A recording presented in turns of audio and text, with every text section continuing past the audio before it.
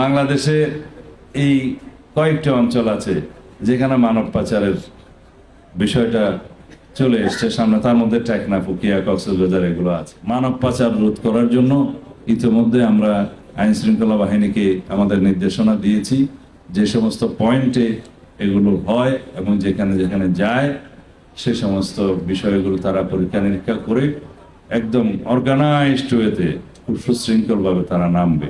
সুতরাং মানব পাচার বন্ধ করার জন্য সরকারি উদ্যোগ থাকবে, আইন শৃঙ্খলা রক্ষাকারী বাহিনীগুলো তাদের নিজস্ব অভিযান পরিচালনা করবে, আপনারা সহায়তা করবেন।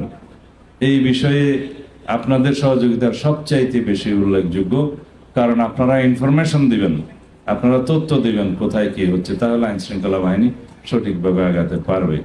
আমরা আশা করি ইনশাআল্লাহ আপনাদের সকলের সহযোগিতায় আমরা এদেশের সর্বাঙ্গীন কল্যাণ করতে পারবো, এদেশবাসীর সর্বাঙ্গীন কল্যাণ নিশ্চিত করতে পারবো।